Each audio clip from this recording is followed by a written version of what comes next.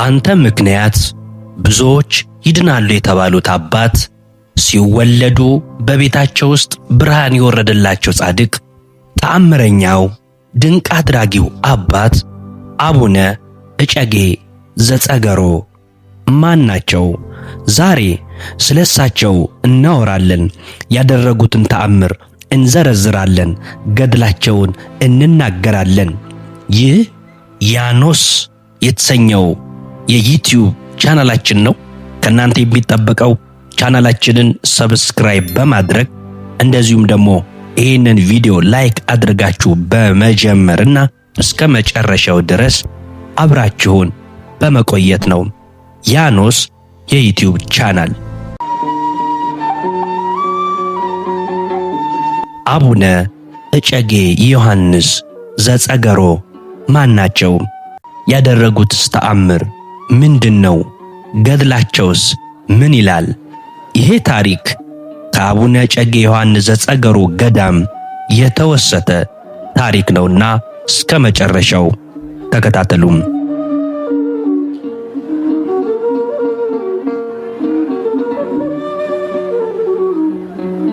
አቡነ እጨጌ ዮሐንስ ዘጸገሮ የተወለዱት በኢየሩሳሌም አውራጃ ልዩ ስሙ ሳሬራ ፍልጥ ሲሰራ በሚባል ቦታ የካቲት 28 ተጸንሰው በወርሃ ኅዳር 28 ሌሊት ተወለዱ። የአባታቸው ስም ዲላሶር ሲሆን የእናታቸው ደግሞ እምነ ጽዮን ይባላል። በዚህም የተነሳ አቡነ እጨጌ ዮሐንስ ሲወለዱ በቤታቸው ውስጥ ብርሃን ወርዶላቸዋል። ወላጆቻቸው እግዚአብሔርን የሚፈሩ ደጋግ ጻድቃኖች ነበሩ። ጻድቁ አባታችን ገና በ5 ዓመታቸው ወላጆቻቸው ወደ ቤተ እግዚአብሔር ይዘዋቸው ሲሄዱ ምስለ ፍቅሩ ወልዳ ማርያምን ተመልክተው መሳቅ ጀመሩ። እመቤታችን ድንግል ማርያምም ከምስሉ ወደ ሕይወት ተከስታ በምን አውቀኸኝ ነው ብላ አቅፋ ሳመቻቸው፣ ጡቷንም አጠባቻቸው። ለ3 ዓመትም እህል ውሃ ሳይቀምሱ ቆይተዋል። ከእንግዲህ በኋላ የልጅ አገልጋይ ትሆናለህ፣ ኑሮህም እንደ መላእክት ይሆናል። በአንተ ምክንያት ብዙዎች ሰዎች ይድናሉ። በምድር ላይም 500 ዓመት ትኖራለህ። ኅብስት ስለሰጠቻቸው እስከ ዕለተ ሞታቸው እህል ሳያስፈልጋቸው ዘላለማዊ ስንቅ ሆኗቸው ኖረዋል። ከዚያችም ቀን ጀምሮ አባ ዮሐንስ ለክርስቶስ ተላልፈው ተሰጡ። በ5 ዓመታቸው በኢየሩሳሌም ወደ ምናኔ ገቡ። 50 ዓመትም በበረሃ ሲጋደሉ ኖሩ። ከ50 ዓመት በኋላም ጌታችን መድኃኒታችን ኢየሱስ ክርስቶስ ተገልጾ ሀገር ወደ ሆነችው ኢትዮጵያ ለተክለ ሃይማኖት ወዳጅ ትሆን ዘንድ ሂድ ብሎ ከዚያም በንፋስ ተጭነው ወደ ኢትዮጵያ መጥተዋል። ጻድቁ አባታችን በአቡነ ተክለ ሃይማኖት ዘመን መጨረሻ የመጡ ሲሆን ምንኩስናን ከደብረ ሊባኖስ ገዳም ተቀብለዋል። ለ50 ዓመትም በጾምና በጸሎት በተጋድሎም ቆይተዋል። ዕለታት በአንድ ቀን አባ ዮሐንስ አባታችን አቡነ ተክለ ሃይማኖት በእሳት ላይ ወጥን ሲሰሩና ሲያዘጋጁ ካህናትና ዲያቆናት የቁርባን ጊዜ ደረሰ እያሉ ሲጠሯቸው ሥራውን ትተውት ወደ እመቤታችን ማርያም ቤተክርስቲያን ሄዱ። እግዚአብሔርን በመፍራት በፍጹም ምስጋና እየዘመሩና እየቀደሱ የክርስቶስን ሥጋውን በኅብስት አምሳል ደሙንም በወይን አምሳል ፈተቱት። ከቁርባን በኋላም አባ ዮሐንስና አባታችን አቡነ ተክለ ሃይማኖት ፊት እና ኋላ ሆነው ተመልሰው ወደ ማብሰያ ቤት ገቡ። አባታችን አቡነ ተክለ ሃይማኖት ወጡ ሲገነፍል አይተው ልብሱንም አስቀምጠውና በእጃቸው አማስለው በቀኝ እጃቸው ጣቶች ወጡን በማማሰል ጊዜ ክንዳቸው እስክትደርቅ ድረስ በቀኝ እጃቸው ጣቶች ወጡን በሚያማስሉ ጊዜ ክንዳቸው እስክትደርቅ ድረስ በላው፣ ፈጃቸው፣ አመማቸው። ያን ጊዜ አባ ዮሐንስም አይቶ ደነገጠ፣ ፈራ። ወይ አባቴ ሆይ፣ ወይ አባቴ ሆይ አመመህን? ፈጀህን? በእጅ ያማሰልክበት እያለ ደንግጦ ፈራ። ፈጥኖም ቀረበና የተቃጠለችውን እጃቸውን ያዘ። ጌታችን እንደ ሐዋርያት እፍ እንዳለባቸው በአፉ እፍ አለባቸው። እጃቸውን ዳነች፣ እንደ ሁለተኞቱም ሆነች። እግዚአብሔርም በረዱ ላይ ኃይልም ያሳይ ዘንድ አባታችን አቡነ ተክለ ሃይማኖት ከወንበራቸው ተነስተው ልጄ ሆይ አባትም ሁነኝ እያለ ከእግሩ በታች ሰገዱለት። በመንፈሳዊ ስጦታም እንደወለድኩ ወለድከኝ፣ አንተ መምህር አድርገኸኛልና እኔም ረድህ ልሆን ዘንድ እወዳለሁ አሉ። ይህንን ታሪክ ሰርተሃልና እጄን ስለመለስክልኝ የእግዚአብሔር ጸጋ ባንተ ላይ ስላደረ እኔ ደግሞ ፋንታዬን ላንተ ረዳት ሆኜ አገለግልሃለሁ ብለው ተናገሩት። የደብረ ሊባኖስ ረድ የሆንክ አባ ዮሐንስ ሆይ ገረምከኝ። 1 ዓመት በኔ ፋንታ በወንበሬ ላይ ተቀመጥ፣ እድል ፈንታህን ጽዋ ተርታህን እኔ ረዳሃለሁ። ከ1 ዓመት በኋላ የሸዋ ረጃዎችን ታስተምር ዘንድ ከደብረ ሊባኖስ ምስራቃዊ ወደ ሆነ አቅጣጫ ውጣ፣ እሷ ላንተ ክፍል ናትና ብለው እንግዲህ ከኔ ጋር እንዳትኖር ትሆናለህ። ከኔ ጋር እንዳትኖር ያሉበት ምክንያት 2 መብራት በአንድ ጋን ውስጥ እንደማይበራ ሁሉ ብዙ አጋንንት የያዛቸው ብዙ ቦታ ስላሉ እኔ በዚህ ብሆን አንተ ደግሞ ወደዚያ ሄደ ብዙ ክርስቲያኖችንም ሆነ አረመኔዎችን ታጠምቃለህ። ስለዛ ከኔ ጋር በአንድ ላይ መኖር አይገባምና ወደ ሌላ ሀገር ሄደ ገዳማትን ትገድማለህ። ገረምከኝ። አባ ዮሐንስም የእግዚአብሔር ኃይል አድኖሃል እንጂ የልጅ የዮሐንስ ኃይል ሟይ ሲሆን ማዳን ይችላልን? አሉት። ገረምከኝ አባ ዮሐንስ ይህን ነገር ማድረግህ በሚሉበት ሰዓት እኔ ሟች ነኝ፣ እኔ ገና ተቀባሪ ነኝ። ይህን ያደረገው አምላካችን መድኃኒታችን ኢየሱስ ክርስቶስ ከሙታን የሚያስነሳ ጥንት የነበረ አምላክ ነው የሚለው እምነታቸውን ለአቡነ ተክለ ሃይማኖት መንገራቸው ነው። ከዚያም አባ ዮሐንስ ወደ ተዘጋጀላቸው ምድር በቅዱስ ገብርኤል አሳሳቢነት ወደ ጠገሮ መጥተዋል። ይህ ገዳማቸው የሚገኘው በሰሜን ሸዋ መንዝና ይፋት ከአዲስ አበባ 195 ኪሎ ሜትር ርቀት ላይ መዘዞ ከተማ በእግር የ1 ሰዓት መንገድ ከተጓዙ በኋላ ይገኛል። አባታችን በተጋድሏቸው ላይ ሳሉ ሰዎች በክፋት ተነስተውባቸው ነበር። ሰይጣን በእነርሱ ላይ አድሯልና እንዴት እንደሚያጠፋቸው ይማከሩም ጀመር። ሊገድሏቸው ፈልገው ቅድስናቸውን በሁሉ ዘንድ የታወቀ ነውና ፈሩ። ለምን ከመንደራችን ያረገዘች ሴት ፈልገን በሐሰት አንከሳቸውም ብለው ወርቅና ብር ለሴቲቱ ሰጥተው በሐሰት ከእርሱ አርግዣለሁ ብላ እንድትናገር አደረጓት። አባታችንም በሕዝብ ፊት በሐሰት ተከሰሱ። ጻድቁም አንቺ ሴት ከኔ ነው ያረገሽውን? እርሷም አዎ ካንተ ነው፣ ልትክት ነው እንዴ አለቻቸው። አባታችንም አዝነው በአንቺና በኔ መካከል እግዚአብሔር ይፍረድ ሲሉ ወዲያው ሴቲቱ ለሁለት ተሰንጥቃ ሞታለች። የሀገሩ ሰዎችም ፈሩ። ጻድቁም ምድሩን ረገሟት። ከዚያም በደመና ተጭነው ወደ ሰሜን ጎንደር እስቴ ጉንድ ተክለ ሃይማኖት ሄዱ። አባ ዮሐንስ በመላው ኢትዮጵያ ዞሮ ያስተማሩ ሲሆን ከቅድስናቸው የተነሳ በሰማይ እንደ አዋፋት ፀሐይና ጨረቃ ይዘው 50 ዓመት ጸልየዋል። በደመና ላይ እንዲሁም ዓለምን በእሳት ክንፍ በመዞር 50 ዓመት የኖሩ አባትም ናቸው።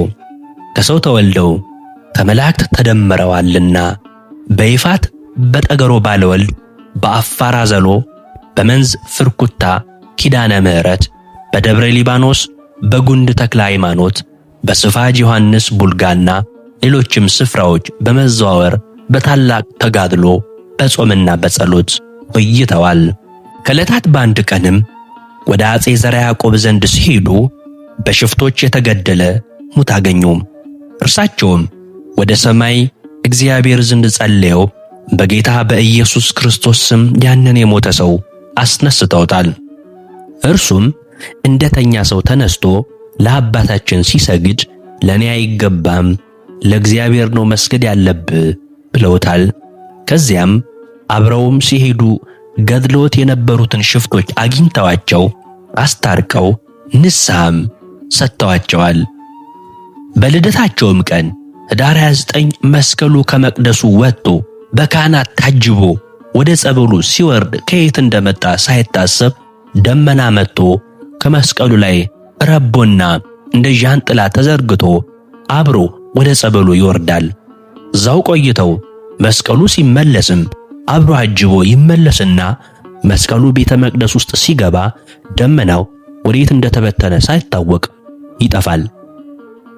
ይህ በዘመናችን ጭምር እየታየ ያለ ተአምር ነው። ከሰማይ መስቀል የወረደላቸው ሲሆን ዛሬም በገዳማቸው የሄደ ሰው በእጅ መስቀላቸው እየተዳበሰ ቆሞ በጸለዩበት ባህር በጸበላቸው ይጠመቃል። በተጨማሪም ይዘውት በነበረው መቋሚያ እንዳበስበታለን። ማየት ማመን ነውና መታችሁ ገዳሙን ማየት ሄዳችሁም ገዳሙን መጎብኘት ትችላላችሁ። ከጸለዩበት ባህር ውስጥ ደረቅ አፈር ይወጣል። አባ ዮሐንስ 500 ዓመት ከኖሩ በኋላ ዕረፍተ ዘመናቸው በደረሰ ጊዜ መድኃኔ ዓለም አምላካችን በግልጽ ከ15ቱ ነቢያት ከ12ቱ ሐዋርያት 144,000 ቅዱሳን ሕፃናትም ከሁሉም ቅዱሳን አብርሃም፣ ይስሐቅ፣ ያዕቆብ 99ኙ ነገደ መላእክት፣ ጻድቃን፣ ሰማዕታት አስከትሎ ወርዶላቸዋል። ለአባታችንም ቃል ኪዳን ሰጥቷችኋል። ስምህን የጠራ ገዳምህን የረገጠ መባ የሰጠ ቤተክርስቲያንህን ያሰራ የረዳ ገድልህን የሰማ ያሰማ መታሰቢያህንም ያደረገ በመንግሥተ ሰማያት 100 እጥፍ እስጉንም እስኪሰጥ ድረስ የክርስቲያን ማደሪያ የምትሆን ገነትንም እሰጠዋለሁ። እስከ 10 ትውልድም እምርልሃለሁ። ንስሐ ሳይገባ አይሞትም። ልጅ መውለድ ባይችል መሃን ቢሆን እኔ ልጅ እሰጠዋለሁ። የክርስቲያን ማደሪያ በሆነች በገነት ደብረ ጽዮን በብርሃን ቦታ አስቀምጠዋለሁ። ገነት በተከፈተበትና ዕረፍት በተነጠፈበት ቦታ የብርሃን ቤትንም እሰራለታለሁ። ሙታንን አስነሳልሃለሁ ብሎ ቃል ኪዳን ሰጥቷቸዋል። እንዲሁም ገድልህን በቤቱ ያስቀመጠ የረከሱ መናፍስት አይቀርቡትም፣ አጋንንት አይቀርቡትም፣ ቸነፈርና ውባ በሽታ አያገኘውም፣ በነፍሱም መላእክተ ጽልመት አይነኩትም። ከገዳምህ መነኩሳት እንኳን ቢቀበር የሥጋውን ድንግልና ርስሃት ቢሰበር በሰማይ ክንፍ አበቅልለታለሁ። አይሁድም አረማዊም ቢሆን ያላመነ ያልተጠመቀ በገዳም መጥቶ ቢያርፍም ይቅር እልልሃለሁ። መቃብሬ ጎልጎታ እንደ ተቀበረ አድርጌ እቆጥርልሃለሁ። አባታችንም ዮሐንስ እንዲህ አሉ። አመፀኛና ነፍሰ ገዳይ ቢሆን ቃል ኪዳኔንና ገድሌንም ከታመነ እስከ ዓለም ፍጻሜ ድረስ ማርልኝ፣ ወደ ክርስትና መልሰ ኃጢአቶቹንም ደምስስልኝ ብለው ጠይቀው ጌታም ቃል ኪዳኔን ሰጥቻለሁ ብሏቸው ወደ ሰማይ አርጓል።